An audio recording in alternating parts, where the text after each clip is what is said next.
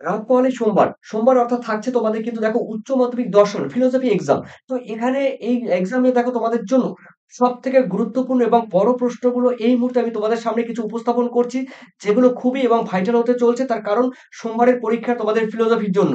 দেখো এই ফিলোসফির জন্য রয়েছে তোমাদের লাস্ট মিনিট সাজেশন, দেখো তোমাদের থাকবে কিন্তু 40 নাম্বারের। তো দেখো দ্বিতীয় অধ্যায়ের মধ্যে রয়েছে বচন। দেখো এখানে প্রথম 8 নাম্বারে তোমরা জানো এখান থেকে দেখো ভিভিআই রয়েছে এবং ভিভিআই এর মধ্যে কোনগুলো তোমাদের সবথেকে গুরুত্বপূর্ণ তোমরা একবার এট লিস্ট দেখে নাও। দেখো তোমাদের রয়েছে প্রথম কোয়েশ্চেন রয়েছে ভিভিআই নিরপেক্ষ বচন বলতে কি বোঝো? আর নিরপেক্ষ বচনের গুণ ও পরিমাপ বলতে কি? পরিমাণ বলতে কি বোঝায়? ঠিক আছে? দৃষ্টান্ত সহ গুণ ও পরিমাণের ভিত্তিতে নিরপেক্ষ বচনে তোমাদের শ্রেণীবিভাগ করতে হবে। খুবই গুরুত্বপূর্ণ এবার। আর আরেকটি কোয়েশ্চেন দিয়েছে দেখো, পদের দেখো ব্যাপ্যতা বলতে কি বোঝায়? ৪ প্রকার নিরপেক্ষ বচনের কোন পদ ব্যাপ্য ও কোন পদ অব্যাপ্য দেখো উদাহরণ সহ তোমাদের উল্লেখ করতে হবে।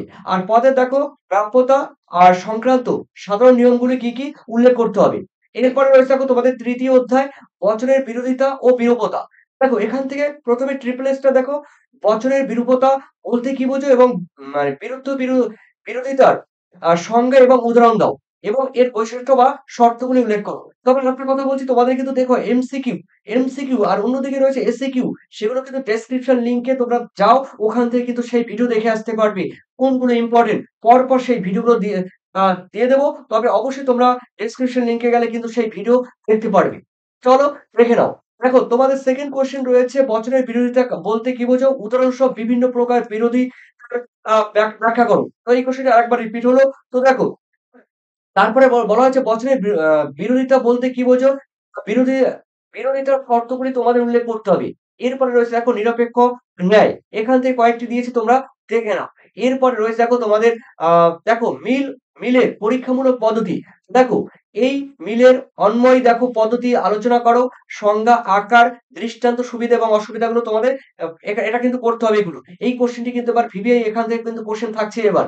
এরপর রয়েছে দেখো তোমাদের মিলের অন্বয় দেখো, ব্যতিরেক দেখো পদ্ধতি আলোচনা করতে হবে। তো সংজ্ঞা এবং আকারগুলো তোমাদের উল্লেখ করতে হবে, যেটা আমি প্রথমেই বললাম। ঠিক আছে? তো অবশ্যই দেখো তোমাদের এগুলো খুবই গুরুত্বপূর্ণ। তোমাদের কিন্তু আরো ডিটেইলস ব্রড কোশ্চেন এর ক্ষেত্রে আরো ডিটেইলস পেতে গেলে দেখো তোমরা ডেসক্রিপশন লিংকে ওখানে যাবে, ওখান থেকে কিন্তু সরাসরি তোমরা কিন্তু এই ভিডিওতে মানে এই ডিটেইলস যেটি রয়েছে তোমাদের 40 নাম্বারের সেই ভিডিও তোমরা কিন্তু ডেসক্রিপশন লিংক থেকে দেখে আসতে পারো।